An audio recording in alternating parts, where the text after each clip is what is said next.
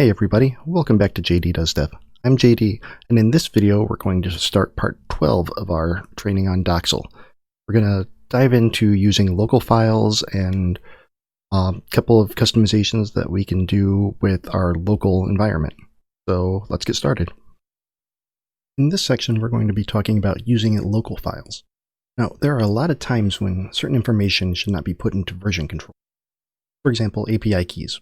Sensitive user information, variables that change depending on who's using the repo, things like that.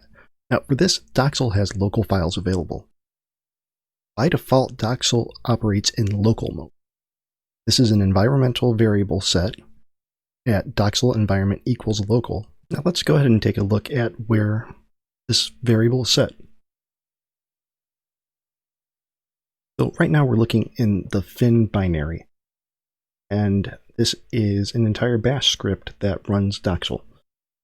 And if we look here on line 213, you can see Doxel environment equals Doxel environment variable or local by default. So we can change this in our doxel.env file or even our doxel.yaml.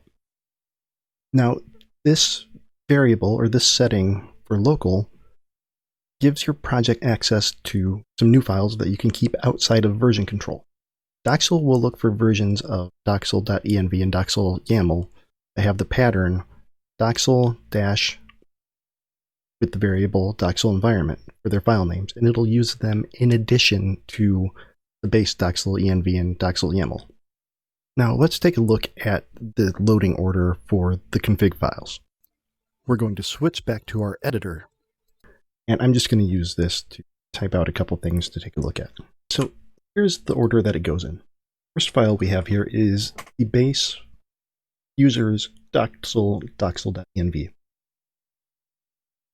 That's top level. That's where all of our global config is kept. Then next we go into Doxel stacks volumes and all of the YAML files there. Doxel stacks stack. Again, these are the global settings. Now after that, we get into our project settings, which first we go to Doxel YAML, doxel.env, then finally we load in our Doxel environment YAML, Doxel environment env.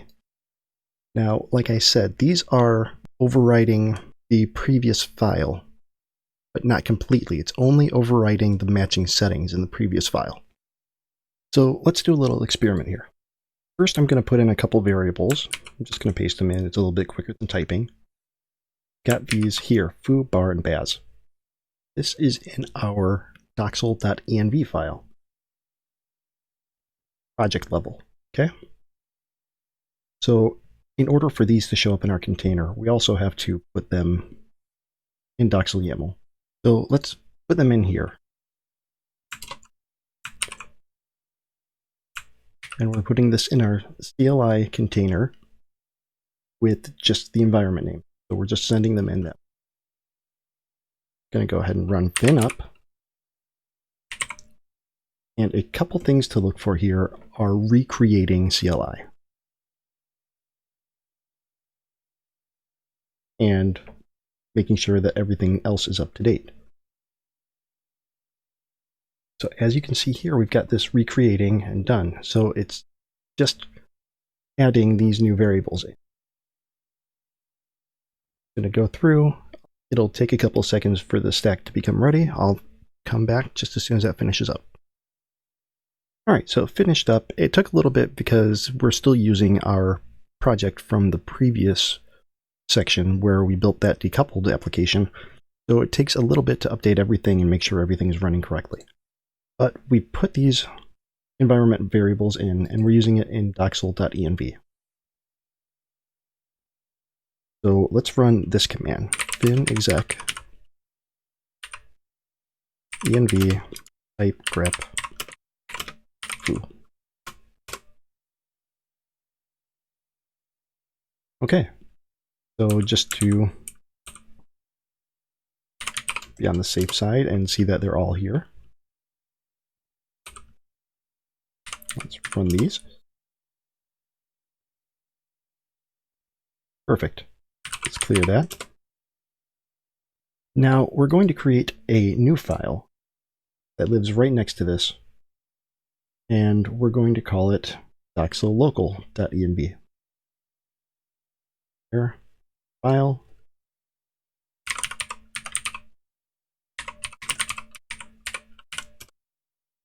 We're going to set one thing here.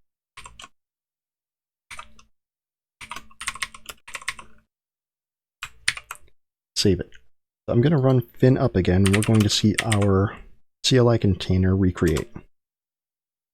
Then I'll pause recording, and I'll be back as soon as that finishes up. There it is, recreating CLI. Okay. So now we're going to run that same command. See that it's overwritten here. We still have it set in our doxel.env, but we overwrote it here. And now, just to show that it didn't take anything away, let's look at our bar and baz.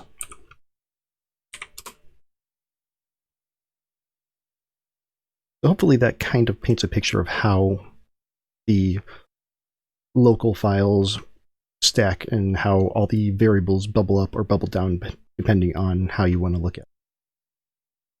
So now that we have an understanding of how that works, we're going to take a look at a scenario. Here it is.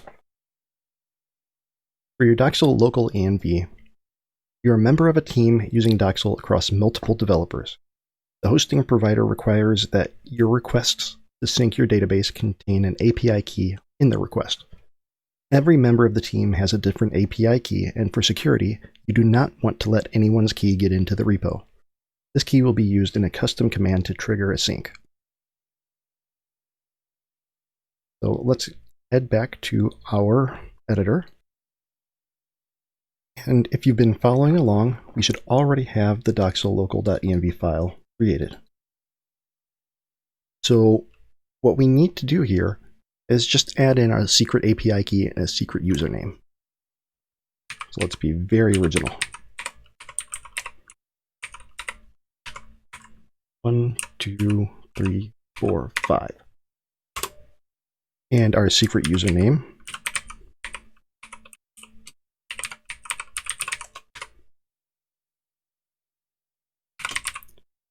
Don't hack me.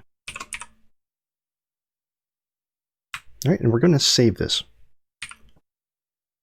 Now, the gotcha here is that we want to make sure that this does not get into our repo. This is only our local file. We don't want everybody else to have our username and our API key. So how do we do this? So if you're familiar with Git, you know about the gitignore file. And this project and boilerplates come with their own gitignore file within the Doxel folder. Or you can have your very own custom one at a higher level in the hierarchy of your project. So we have our default one here that comes with Drupal, and we also have the one in the Doxel folder. Now if you look here, we've got our Doxel local env and Doxel local YAML files here. And what this is doing is just saying, hey Git, when we save everything and push up, we are not going to keep track of these files. Alternatively, we didn't want to put both of these in. We could just use a wildcard. So Doxel local star. Once we have those settings in our Doxel local, we do want to make sure that we could pass those along to our container. Alternatively, if we don't need them inside the container and we just wanted to use them in a custom command, we don't need to pass those through with services. Doxel will still pick up on that. And we can take a quick look at that by creating a very, very simple custom.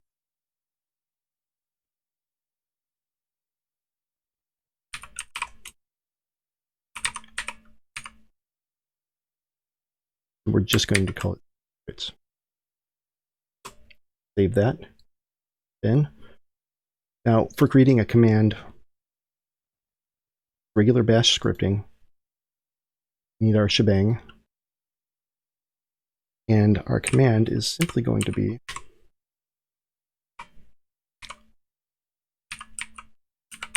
secret API key.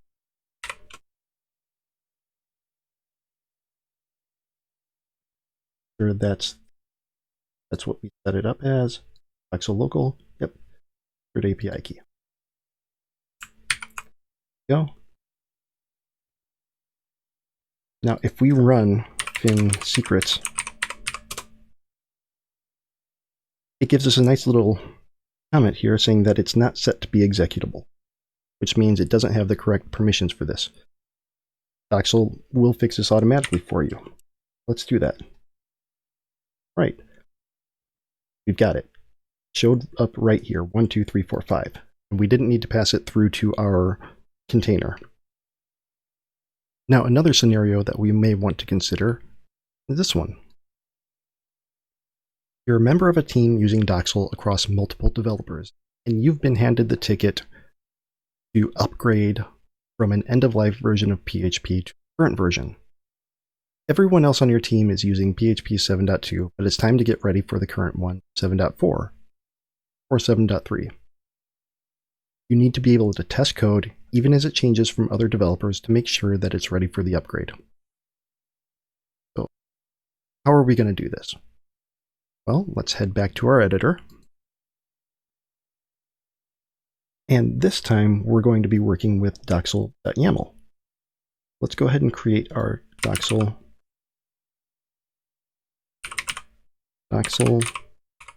local.yaml. It's empty here, so we need to add in a few things.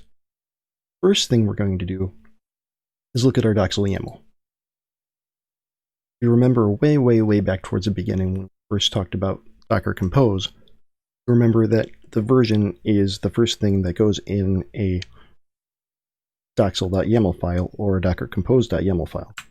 So make sure that we have that right. That in here. Now, next, we want to overwrite the version of PHP that's coming through with our default CLI stack. So we need to open up our services, CLI, and then we need to tell it which image to use. So our default image right now, Doxel CLI 2.11 PHP 7.3. Now, for the sake of argument, let's say that we want to go up to 7.4, but we only want to on our machine.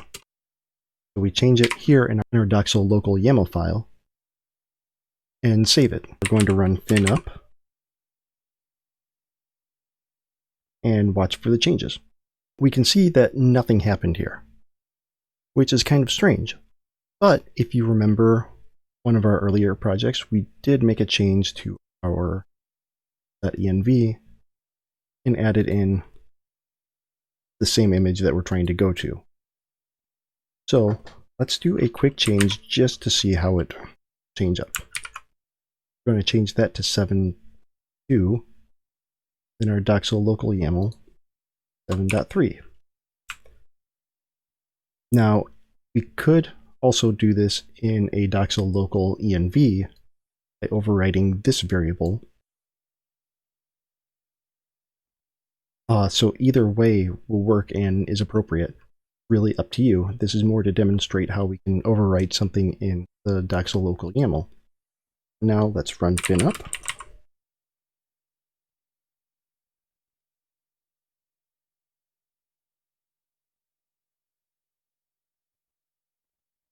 So let's run fin exec php version up and see if we got what we were expecting.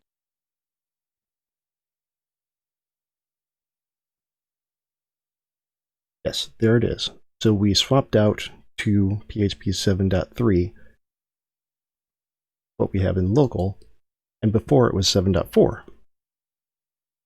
So We have a couple ways here that we can alter our stack locally through either a local YAML or a local env file. Now, it may not be apparent to everyone on your team that you need to create a Doxel local env or YAML file for your project, and it can be a hassle to have to explain it again and again. One common practice is to keep a sanitized example file in the repo with instructions, and this is usually named something like example.doxel.env. And I'm going to paste in what one for this project may look like. So first, we're going to create a file.